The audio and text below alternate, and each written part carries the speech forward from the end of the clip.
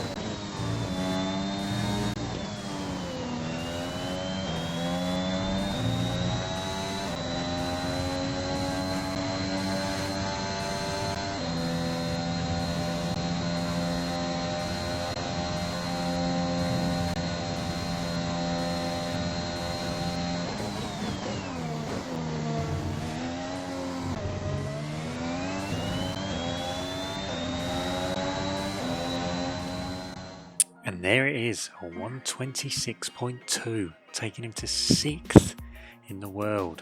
It's just an incredible lap there. Now, let's take it all a little bit more slowly and try and analyse every corner. Now, of course, with every single hot lap, you need to make sure you begin the lap as you mean to go on. That means nailing the last penultimate and ultimate corner of your out lap to ensure you get as much traction off of the final corner and ensure that you start the lap with as much speed as possible. Coming into the first corner, you want to be as far left as possible, still going full speed until you're hitting the apex, dropping it down to 5th gear, coming back across, trying not to kiss the curb too much but taking loads of curb on the exit. Now the S's is entirely down to your own preference, whether you leave it in 5th or you drop up to 6th, it's entirely up to you. But this corner, you want to be making sure you're braking hard, staying to the right hand side as much as possible.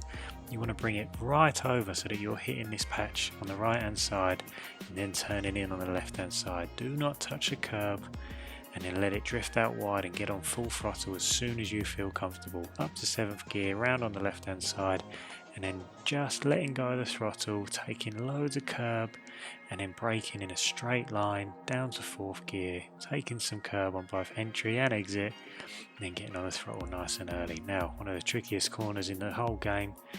You want to be braking in a straight line, dropping it all the way down into 2nd gear, just kissing the apex on the inside, and you want to be short shifting up to 3rd, and then possibly even short shifting up to 4th, just to make sure you get the traction on the exit of the corner, so you don't lose the rear. Now a lovely sweeping right-hander, you want to stay on the right hand side, ready for the next corner, dropping it down to 5th, just a little tap of the curb, making sure you use all of the track. You want to drop it down to 4th, in this corner make sure you get right away across on the left hand side, then bring the throttle on nice and progressively, but as early as you possibly can. And then it's a lovely straight run all the way down to a fantastic corner of 130R, staying on the left hand side as much as you can just to gain a couple of extra temps, preparing for a hard braking zone all the way down to second gear, using all of the curb as possible, short shifting up to third gear whilst you're going over the final curb, and then short shifting up to fourth, staying on the right hand side all the way round to the final part of the lap. So how does a man do it then? Let's jump straight into the setup and see where he has managed to gain all this time. So of course, with the aerodynamics, starting there we have a front and rear wing of 7 and 9. Then moving on to transmission, where we have 83% on the on throttle with 60% on the off throttle.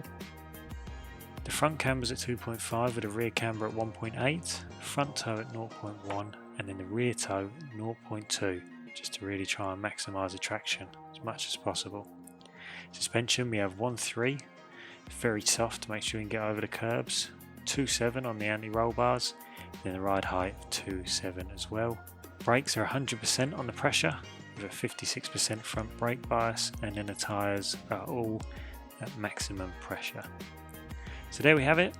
Hopefully you've enjoyed this video and it's helped you out. Hopefully made you gain a few tenths in the track. Look forward to seeing everyone out on track for Class A on Monday night at 6 PM. If anyone's interested in watching, check it out on our YouTube channel. Make sure you like, subscribe to the video, and you'll be notified of all of our live events. Thank you very much for watching. I'll see you in the next one in Singapore.